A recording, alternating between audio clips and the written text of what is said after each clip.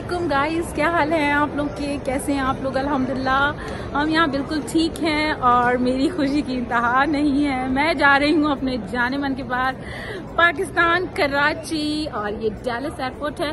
अभी हम यहाँ पहुँचे हैं और अभी हमने चेक इन करना है और उसके बाद आपसे बात होती है। जब आप पाकिस्तान से बाहर रहते हैं ना, तो सही कद्र कीमत आपको अपने शहर और मुल्क की होती है। हम तो इंतज़ार करते हैं कि कब कोई बुलावा आए और हम उड़कर पाकिस्तान पहुंच जाएं।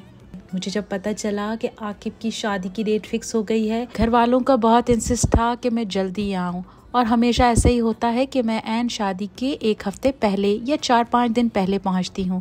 इस बार मैंने सोचा कि घर वालों के साथ ही ईद मनाऊंगी। हमारी चेक इन हो गई है और अब हम जा रहे हैं। एक्चुअली ये 15 साल में दूसरी बार ऐसा हो रहा है कि मैं अकेली ट्रैवल कर रही हूँ पाकिस्तान के लिए।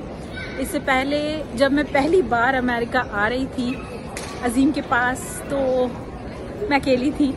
उसके बाद जितनी बार भी मैं पाकिस्तान गई, हमेशा मेरे साथ बच्चे होते थे, अजीम होते थे, और आज पहली बार ऐसा हो रहा है कि मैं जो हूँ वो अकेली जा रही हूँ। बिकॉज के जो मेरे बच्चे हैं उनकी ग्रेजुएशन सेरेमनी होनी है, तो ये फर्स्ट टाइम है ऐसा कि मैं अकेली जा रही हूँ। लेट्स सी कि मेरा अकेला सफर कैसे गुजरता है।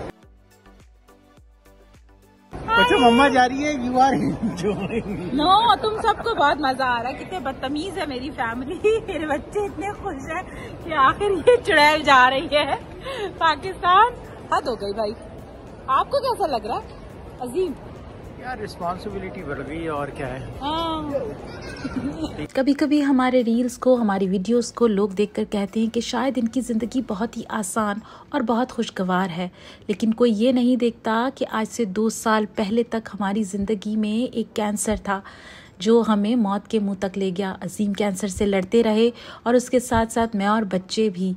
4 साल बाद जब डॉक्टर्स ने हमें बताया कि अजीम अब ठीक हैं, तब जाके जान में जान आई। ज़िंदगी एक रोलर कोस्टर है, बहुत मुश्किल भी है और बहुत आसान भी, और हर इंसान अपने हिस्से की जंग अलग ही लड़ रहा है। उस जंग में कहीं पर क्या है वो खुद ही जानता है। हम गेट्स पर आ गए हैं। एस्केलेटर से मैं नीचे आ गई हूँ और गेट ए है मेरा, और इंशाल्लाह अब हम जाएंगे अपने एयरलाइंस के गेट पर। We are waiting for the train जो आएगी और हमें लेकर जाएगी हमारे गेट तक। वो कहते हैं ना कि अगर आपकी नीयत अच्छी हो तो आपके रास्ते भी निकल आते हैं। मैंने लीव एप्लीकेशन दी तो थी, लेकिन मुझे यकीन नहीं था कि वो इतने लंबे टाइम के लिए अप्रूव भी हो जाएगी। इस तरह 2 महीने के लिए मैं पाकिस्तान जा रही थी। एक्साइटमेंट भी थी और खुशी भी अपनी आखिरी हदूद को छू रही थी। पाकिस्तान जाने की खुशी, एक्साइटमेंट एक जगह, लेकिन पूरी ज़िंदगी एक फ्लैशबैक की तरह मेरे सामने आ रही थी। जब मैं यहाँ आई थी 16 साल पहले, तो एक नौजवान लड़की थी, बिल्कुल बेवकूफ़ सी, और आज माशाल्लाह टीनेज बच्चों की माँ हूँ। मुझे पता है कि 1 महीने बाद मेरा दिल चाहेगा कि फ़ौरन से मैं बस पहुँचूँ अमेरिका, अपना घर देखूँ, क्योंकि जहाँ आप बसते हैं ना, वही आपका घर, वही आपका देश हो जाता है। बस ज़िंदगी इसी को कहते हैं। जहाज़ में अंदर जाते हुए दिल 2 तरह की कैफियत में मुब्तला था। एक तरफ बहुत खुशी थी कि मैं अपने सिबलिंग्स, अपने बहन भाइयों से मिलने जा रही हूँ, और दूसरी तरफ ये दुख था कि उनकी ग्रेजुएशन सेरेमनीज हैं, वो अटेंड नहीं कर पाऊंगी। बहरहाल मिली जुली कैफियत से हम जहाज़ में बैठ ही गए, और जनाब जहाज़ था खचाखच भरा हुआ। वेकेशन टाइम है, हर कोई ट्रैवल कर रहा है। मैं तो ऐसे घोड़े बेचकर सोई कि फिर जब उठी तो मुझे पता चला कि हम अबू धाबी पहुंच चुके हैं, और अबू धाबी का एयरपोर्ट बहुत ही खूबसूरत है। खूबसूरत एयरपोर्ट्स हमेशा से मेरे लिए एक फैंटेसी वर्ल्ड रहे हैं। बहुत ही प्यारा एयरपोर्ट है।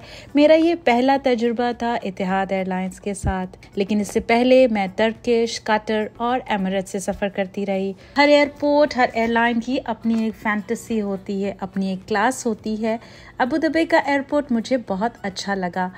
एमिरेट्स की जो सबसे अच्छी चीज़ थी वो ये थी कि ले ओवर बहुत ही कम था, यानी कि 5 घंटे का ले ओवर। तमाम इंटरनेशनल एयरपोर्ट्स पर आपको दुनिया भर के बड़े बड़े ब्रांड्स नज़र आएंगे। क्योंकि ईद थी 10 दिन के बाद और एयरपोर्ट पर जगह जगह छोटे छोटे से खूबसूरत तरीके से डेकोर किया गया था। ईद मुबारक के अरबी में और इंग्लिश में बैनर्स लगाए गए थे, बहुत ही खूबसूरत तरीके से सजाया हुआ था।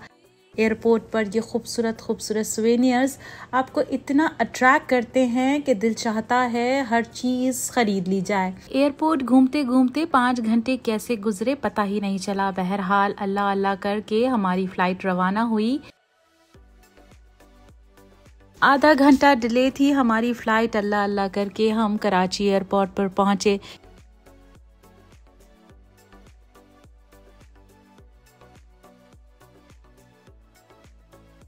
बाहर निकले तो एहसास हुआ कि कराची तो बहुत ही गर्म हो गया है, काफ़ी गर्मी थी।